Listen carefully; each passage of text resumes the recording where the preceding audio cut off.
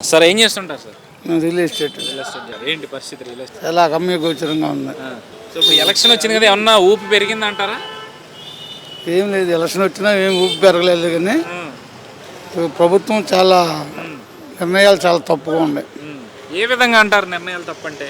రాజధాని విషయంలో కానీ, పోలవరం విషయంలో కానీ, పరిశ్రమల విషయంలో కానీ, ఉద్యోగాల విషయంలో కానీ, రోడ్ల విషయంలో కానీ అన్నీ జగన్మోహన్ రెడ్డి గారు కరెక్ట్గా చేయలేదని నేను భావిస్తున్నాను. ఓకే. సో ఇప్పుడు రాజధాని 3 రాజధానులు ఉంటేనే రాష్ట్రం అభివృద్ధి జరుగుతుంది అన్నట్టుగా మాట్లాడతా 3 రాజధానుల అంశాన్ని తీసుకొచ్చారు. సో దీన్ని మీరు ఎట్లా చూస్తారు? 5 సంవత్సరాల వాటి కాలయాపన తప్పితే ఒక 3 ఇటుకలు వేయలేదు కదా. రేపు గవర్నమెంట్ వస్తే అక్కడే ప్రమాణ స్వీకారం చేస్తానంటున్నాడు. ఈ 5 సంవత్సరాలు ఏం చేశాడు జగన్మోహన్ రెడ్డి గారు చెప్పండి. అంటే ఆయన చేద్దాం అనుకున్న అభివృద్ధిని చంద్రబాబు నాయుడు లేదా పవన్ కళ్యాణ్ కోర్టులకి వెళ్ళి అడ్డుకున్నారని కూడా వ్యాఖ్యలు చేస్తూ ఉన్నారు కదా. కోర్టులు కాదు, అతను చేసే ఉద్దేశం అతనికి లేదు. ప్రజలు బాగా డెవలప్ అయితే అతనికి ఇష్టం ఉండదు. ఏదో పబ్బిళ్ళల కింద అప్పులు చేసి డబ్బులు ఇచ్చి నేనే తెలియగలని గవర్నమెంట్ సొమ్ముతో ప్రజలు ఓట్లు కొనుక్కుంటున్నాను అనుకుంటున్నాడు. అంటే ఈ ప్రభుత్వంలో పేదవాడికి పథకం ఇవ్వడం వల్ల వాడు చాలా సంతోషంగా ఉన్నాడు పేదవాడు అని కూడా చెప్పుకుంటా ఉన్నారు.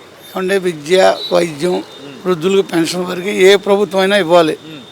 45 ఏళ్ళ మహిళలు 18,000 ఎవరి సొమ్ము ఎవరికి ఇస్తున్నారు? నువ్వేనా ఆర్థికంగా సంపాదించి ఖర్చు పెడితే తప్పులేదు. అప్పులు చేసి డబ్బులు పంచి రాష్ట్రాన్ని దివాలా తెప్పించి 15 సంవత్సరాలు వెనక్కి తీసుకెళ్ళావు. అది నా అభిప్రాయం. అంటే ఇప్పుడు ఈ పథకాల గురించి మాట్లాడుకుంటే ఇప్పుడు తెలుగుదేశం కూడా ఈ పథకాలు మేము కొనసాగిస్తాము, మళ్ళీ వాటితో పాటు సూపర్ 6 అని చెప్పి కొత్త పథకాలను తెర మీద తీసుకొచ్చింది. ప్రజలు కూడా పథకాలకు అలవాటు పడిపోయారు. ఏ ప్రభుత్వం వచ్చినా ఈ ఓటు బ్యాంక్ రాజకీయాలు ఉన్నంత వరకు అది తప్పదు. కానీ మనం పరిశ్రమలు, ఉద్యోగ అవకాశాలు, ఆర్థిక ఇసుక ఉంది, ఇసుక దోపిడీ చేశారు. దానివల్ల శ్రామికులు నష్టపోయారు, మధ్యతరగతులు నష్టపోయారు. వాళ్ళ ఆర్టీసీ ఛార్జీలు ఎంత, కరెంటు బిల్లు ఎంత, మధ్యతరగతులు అందరూ దెబ్బతిన్నారు. ఎవరికో కొంతమందికి 25% మందికి పథకాలు ఇచ్చావు, అది కూడా అప్పు చేసి ఇచ్చావు. దానివల్ల 75 మంది మీద భారం పడింది. ఎవరు హ్యాపీగా ఉండారు ఈ గవర్నమెంట్లో? అది నా అభిప్రాయం. అంటే మరి ఏ ధైర్యంతో 175కి 175 మేకపోతు గాంభీర్యం అది. ఆయన మీ బిడ్డకు ఓటేయండి, ఏం మంచి జరిగింది? ఏమీ మంచి జరగల. ఆయన కలగా అంటున్నాడు. అది నా స్వప్నం అంటున్నాడు కదా, అది కళ. ఆయన మళ్ళీ గవర్నమెంట్ అనేది రావడం కూడా ఆయన కళలో జరుగుతుంది. అంటే ఆయన ఇచ్చిన హామీలన్నీ కూడా 99% పూర్తి చేశాయని చెప్పుకుంటున్నారు కదా. ఏమీ పూర్తి చేయలేదు. ఎంత మట్టి ఏం చేసావు? రోడ్లు ఎట్లా ఉన్నాయి? విలేజెస్, రూరల్లో చూడండి. పరిశ్రమలు లేవు. కొత్త పరిశ్రమ తెచ్చావా? ఒక్క మినిస్టర్ అయినా అసెంబ్లీలో ప్రజాస్వామ్యాన్ని దుర్వినియోగం చేసి కూతులు మాట్లాడడం తప్పితే సమస్యల గురించి ఏ మంత్రి అయినా ఏ ఎమ్మెల్యే అయినా మాట్లాడా?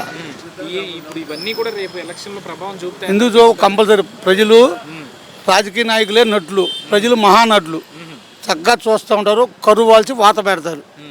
అది ఎవరికైనా. సో ఇప్పుడు ఈ పొత్తు అంశాన్ని ఎట్లా చూడాలంటారు? మంచిదే అనుకుంటున్నాను.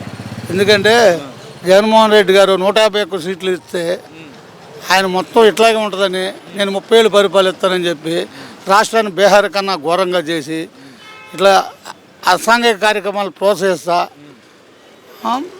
లాండ్ ఆర్డర్ లేదు, ఏమీ లేదు. ఇప్పుడు అందరూ కలవటం వల్ల జనసేన పవన్ కళ్యాణ్ కానీ, చంద్రబాబు నాయుడు కానీ, బీజేపీ కానీ రేపు ఏదైనా డెవలప్మెంట్ చేస్తారేమో. ఒక 10 సంవత్సరాలు ఆర్థికంగా వెనకబడింది. దీని 5 సంవత్సరాలు మళ్ళీ లైన్లో పెడితే ఒక దోవకు వస్తుందని నేను అనుకుంటున్నాను. అంటే ఇంత వ్యతిరేకత ఉన్నప్పుడు వీళ్ళందరూ కలవాల్సిన అవసరం ఏముంది? నేను సింగిల్గా సింహంలా వస్తున్నానని చెప్పుకోకుండా సింగిల్ సింహంగా వస్తుందో ఎట్లా వచ్చినా మేకపోతు గాంభీర్యమే. కానీ గవర్నమెంట్ అనేది ఆయన పగ్గాలు రావడం అనేది అసంభవం. ప్రజలు సంతృప్తిగా లేరు. ఆయన ప్యాలెస్లో కూర్చుని సరిపోద్దా? బయటకు వచ్చి ప్రజల అభిప్రాయం తెలుసుకోమండి. జనంలో ఏది ఒక్కడైనా రాజశేఖర రెడ్డి గారు ఉన్నప్పుడు అందరినీ పిలిపించి ఏమైనా ప్రజలకు ఏం సమస్యలో తెలుసుకునేవాడు. ఈయన తెలుసుకున్నాడా? ఈ 5 ఏళ్ళు ప్రజలు ఆయన తిరిగాడా? ఎప్పుడో చాటు ఆ పథకాలని ఈ పథకాలని చెప్పి మీటింగ్ పెట్టి బహిరంగ సభ పెట్టాడు. ప్రజల మధ్యకి వస్తే తెలుసుద్ది అసలు ఏంటి పరిస్థితి అని. సో మార్పు అయితే ఖచ్చితంగా ఉందంటారు? కంపల్సరీ ఉంది. మరి మీ నియోజకవర్గం పరిస్థితి ఏంటి? ఇక్కడ పెనలూరు నియోజకవర్గం బాగానే ఉందండి. మిత్రపక్షాలు అందరూ బాగానే ఉన్నారు. ఇక్కడ టీడీపీ ఆశావహులు చూస్తేనేమో బోడే గారేమో నేనే పోటీ చేస్తానని నేను చెప్తా ఉన్నారు. అధిష్టానమో వేరే వాళ్ళని నిలబెట్టే పరిస్థితి కనిపిస్తూ ఉంది. ఏంటి, ఎవరికి ఇచ్చినా సరే గెలిచే అవకాశం ఉందా టీడీపీ, లేదంటే బోడే గారికి అయితేనా?